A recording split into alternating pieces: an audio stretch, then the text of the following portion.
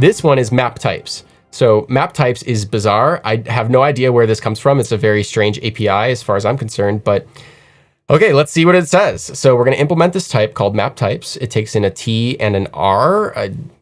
Okay, I don't know why it's called R. But anywho, we'll transform types in object T to different types defined by type R, which has the following structure. So we say map from and map to.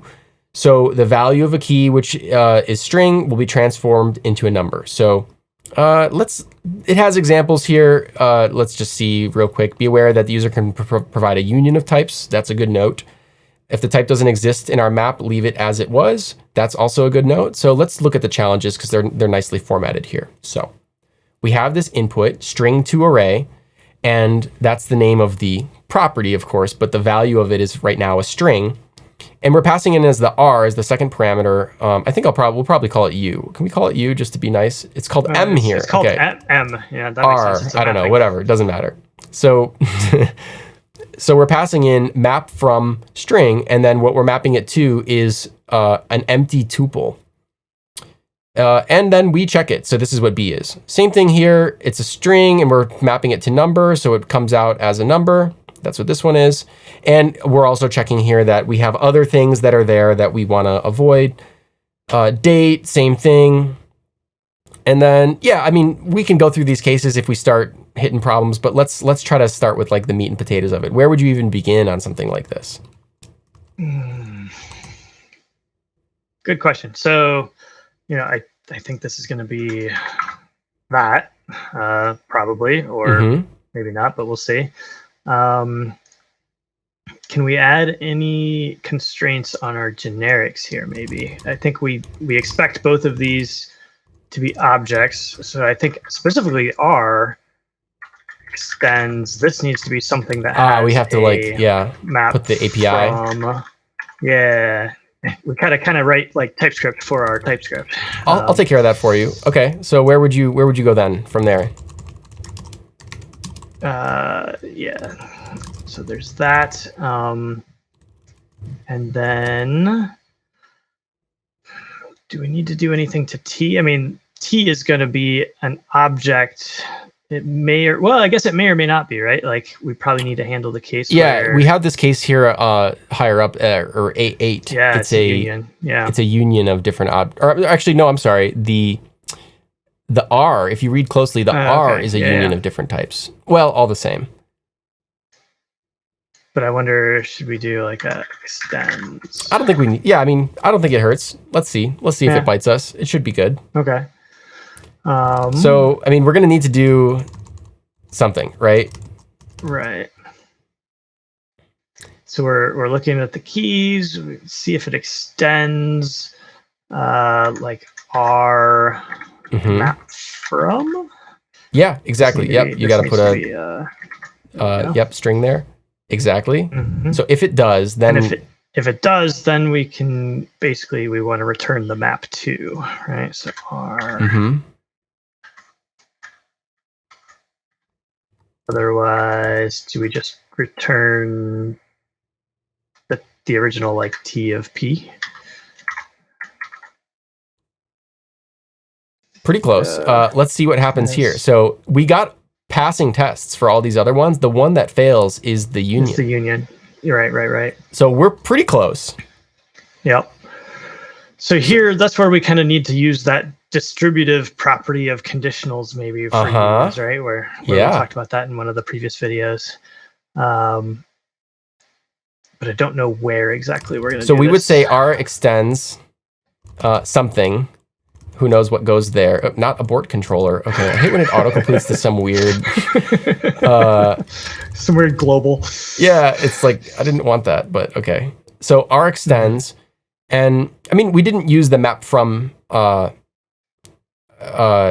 Like we can check if it extends. Do you mind if I just show you? Yeah, sure. So if we check the map from, and we pass in that value, we have the value. It's T of with indexing P, then we can check it that way. Does that make sense? Okay. So we're kind of like splitting it up. We're splitting up R that way and grabbing all the individual values, and then they can kind of course their way through. I feel like I'm explaining that poorly, but what do you think? Does this make any sense? So I wonder, is this conditional up here? Is that, or the extends, is that incorrect? Since now, like, why isn't this erroring up here since it's a union of those? I guess it's okay because both of the elements here in the union both extend this interface. Is that precisely? Why this is okay? Yes, the elements of R extend the interface. So that's what we're doing here. Okay. We're using we're splitting up R, using this clause to do it. I mean, we already kind of know that, like, intuitively, we already kind of know this is true, so we can safely return never here because it's not going to hit it. So what we're kind of doing is we're looking at each of these. We look at the first one, we see, okay, check its map from, and then like, is it the right type? Is it the type that we're sort of looking at, here? And if it is, then we use it. Otherwise, like, we go on to the next one, essentially. Yes. Is that okay? Yeah. I think I'm thinking about that. I want to show there's an alternate. I'm going to try something new. I hope this doesn't take a long time. I'm going to try to type fast. We can refactor this to make a lot more sense, and I'm going to try to do that. So we can make a helper type for some of these things. So we can say from T, and then we can write in basically the same thing. And then we need something in here for like a transform something, and we can grab a value. And then, so if we grab that value, we can say, here, let's push this onto its own line. I'm going to go out into the weeds for a second, and then I'll hopefully come back to earth. We'll just, you tell me, keep me centered here. So we need a transformer. I want to show where this would go first, and hopefully that will make more sense. So it's going to go in right here. We're going to say from R. Okay, so transform, what is that going to do? It's going to do the actual work, right? Of taking the thing with the from. We need a generic, actually. So we'll say from unknown, and then to unknown. Okay. So it's gonna like do the remapping for us. So we say map from, and map to. Okay. This works. So let's pause here because I have one more thing I can do to make it a little easier. And any thoughts on this refactor that I just did? So we took out this from piece. Is it crazy? I'm still trying to understand it. So I think it makes sense. So you're inferring the F here, and F is just whatever is getting passed in, right? Right. Well, no, it's not, because this is R. So like R becomes T, and then we're checking if it's, and then So infer is a little bit tough for me to wrap my head around a lot of times. Using infer in this kind of context is especially difficult, but we're grabbing it like it's a map from. So before we had, let's do like a side by side of what these lines looked like. Let's do this. Is this it? Oh, okay. Let me get my spaces right. So like this is the substitution we made here on line 87. We switched out the from R to or the R with indexing map from to this. This is what we accomplished. Okay, let me keep going. I'll do the last part, and then hopefully it'll become clear like what the use is of doing all of this hubbub. So we can make another type too. So we just handled the from part before, but we didn't handle the to part as either. So we can make a to and a T and an F. Let's just call them. So we can say, does T extend transform? Transform. In this case, we need the F. We didn't need it before. We're going to grab the to by inferring it, and then we're going to say we're going to return the to, otherwise never. Did I spell it for transform F T? Did I do it wrong? T extend. Oh, infer to, return to. Okay. You called it transform up here in your definition. Transform. Oh, I named it wrong up there. I was like, I don't think I named it wrong. Okay.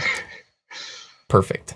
So now that we made that, we haven't used it yet. Now that we made it, what can we do with it?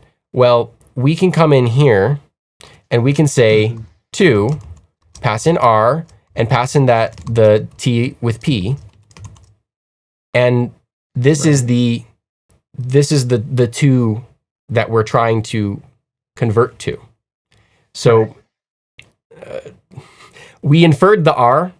This we probably shouldn't double use R. We can call it like. Anyway, it doesn't matter. But we inferred the R from here. It does extend from with R, so we can pass it into the 2 in the beginning.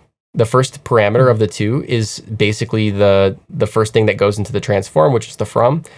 It's so hard with all these T's and F's and U's and R's and all the different things. But anyway, mileage may vary, but I did see this refactor that somebody did where they tried to make it make more sense. I guess we could probably improve the names of the variables, but hopefully this gives some insight into some techniques that you can use to kind of pull back the complexity and extract them into helper functions. And then you can be really nice to your colleagues and write a bunch of stuff in a JS doc here so that when they hover over it to understand what it does, they can see your helpful information. But okay. Ian, how'd we do? Yeah, no, I think this makes sense. I think, like I said, I don't use infer a ton. I think the transform, is it actually transforming anything? Or is it sort of just like grabbing? Yes, it's not transforming anything. It's just being used for the sake of inferring the values out. So it's not actually, maybe transform is a bad word. I think that's what this person, I don't remember, I didn't write down. Sometimes I write down who it is so I can credit them. Sorry, whoever you are, I should have done that. I think they just called it transform. Maybe it's not a great name because where we're really using it is to check this part. It's really the shape of the mapper. So I guess in that sense, it's a transform. Like when you think about what the overall function is doing, right? You've got this object that has a from and a to, and it's transforming the types. Yes. Like the type here itself isn't actually doing any transforming. It's the type of the transform object, right? And precisely. I think makes a little bit more sense in my mind now.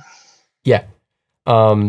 Let us know in the comments if you have any other ways to make this look a little cleaner. I think we're never going to get much cleaner because this API is a little squirrely, but I don't know. I guess I couldn't think of a better one. I would have just called it from and to instead of map from and map to, but anyway.